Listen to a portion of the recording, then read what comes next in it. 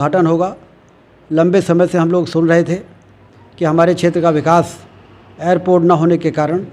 बाधित होता है और जिस तरह के हम विकास का सपना देखते थे कि हमारे यहाँ बड़े बड़े उद्योग आएँ, पर्यटन की से भरी हुई हवाई जहाज़ आएँ और जैसे अन्य क्षेत्रों में पर्यटन की क्रांति, औद्योगिक क्रांति हम लोग देखते हैं, वहाँ पर वहाँ का हाईवे, वहाँ का रेलवे, वहाँ का एयरपोर्ट,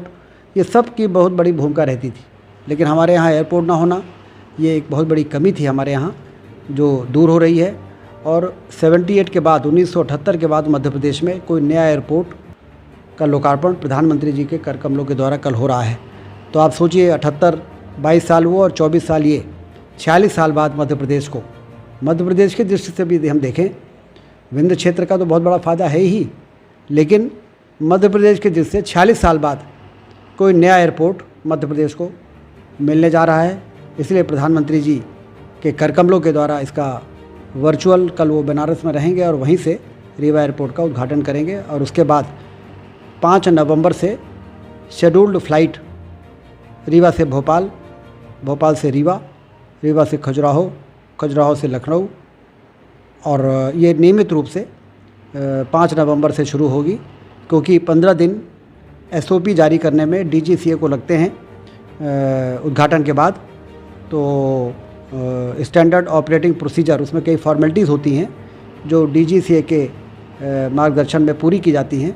तो 5 नवंबर से शेड्यूल फ्लाइट शुरू होगी। मुख्यमंत्री जी की भी पहुंचने की उम्मीद है। रीवा का जो कार्यक्रम होगा उसमें हमारे प्रदेश के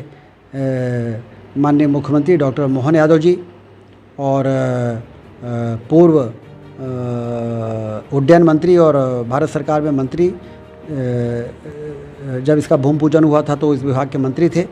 आदरणीय ज्योतिरादित्य सिंधिया जी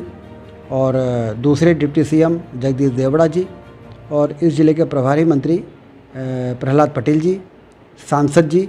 विधायकगण, सारे लोग इस गरिमामयी ऐतिहासिक पल के साक्षी के रूप में, अतिथि के रूप में यहाँ पर उपस्थित रहेंगे। कितने सीट का विमान है? अभी 19 सीट का विमान जो उड़ान में टेंडर होता है उसमें 19 सीट के विमान का टेंडर हुआ था 2000 मतलब इसके पूर्व, जब उसके बाद ही निर्माण कार्य शुरू हो पाया था। अब अगले महीने रीवा से इंदौर, रीवा से हैदराबाद और रीवा से दिल्ली का उड़ान के में टेंडर होगा और उसमें हमने बड़े एयरलाइंस वालों से भी बात किया है, इंडिगो से भी बात किया है कि वो लोग रीवा के पोटेंशियल को देखते हुए टेंडर करें और उन्होंने भी ये माना है कि रीवा में पोटेंशियल है और हम लोग निश्चित रूप से टेंडर में हिस्सा लेंगे और उसके बाद धीरे धीरे करके रीवा में हवाई जहाज़ की संख्या बढ़ती चली जाएगी।